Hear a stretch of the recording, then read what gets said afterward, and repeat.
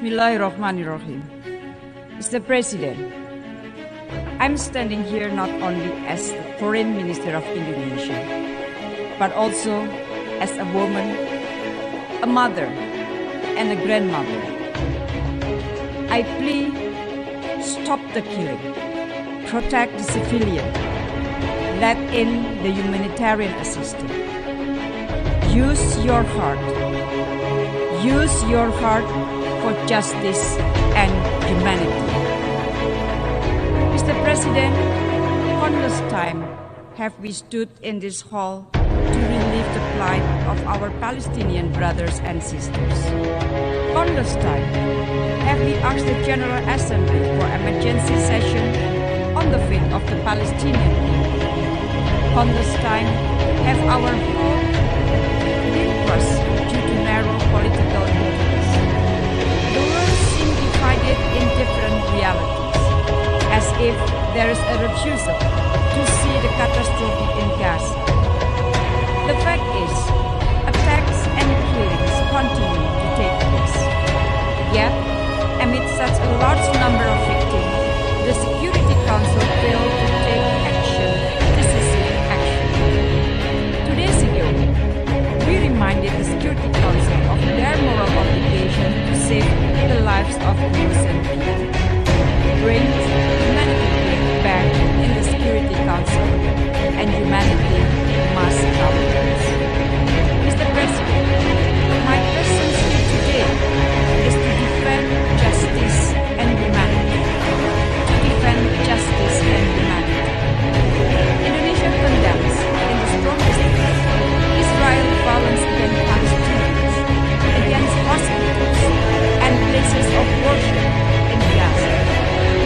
Indiscriminate killings, kidnapping, and collective punishment of civilians must also be condemned because it is inhuman and against international law.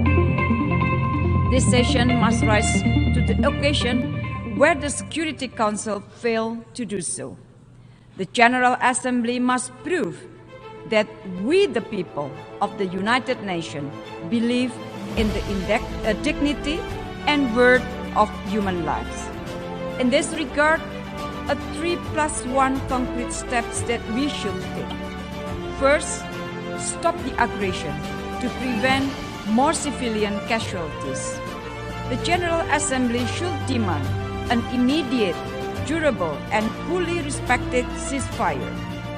We must be able to avoid future recurrence of the atrocities.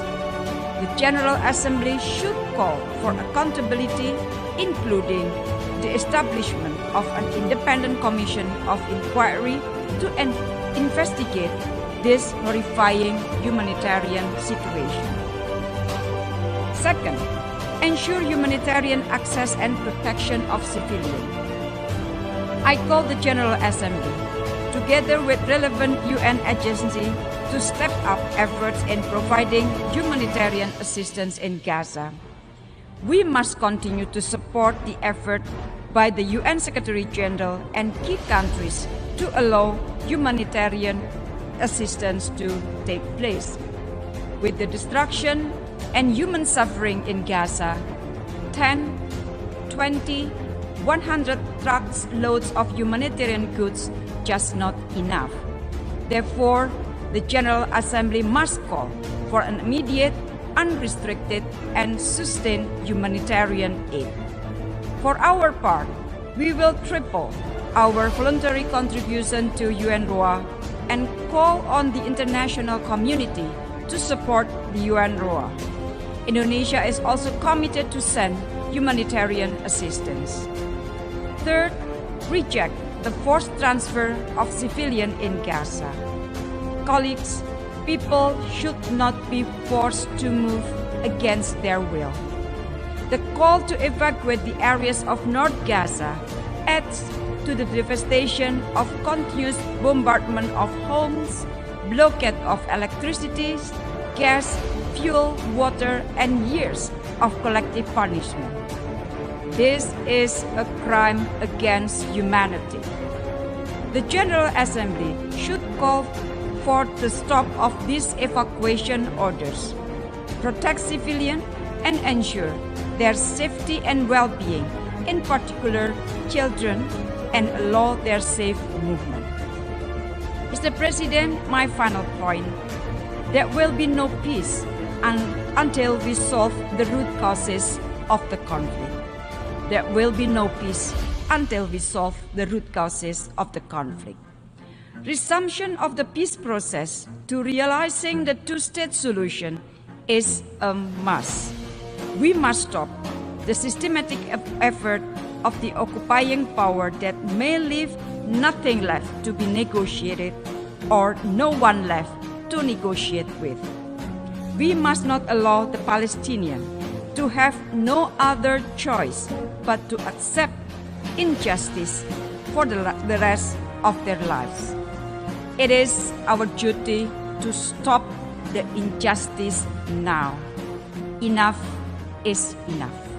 To conclude, if you care about humanity, use your heart to vote yes to the resolution. Indonesia stands with the people of Palestine.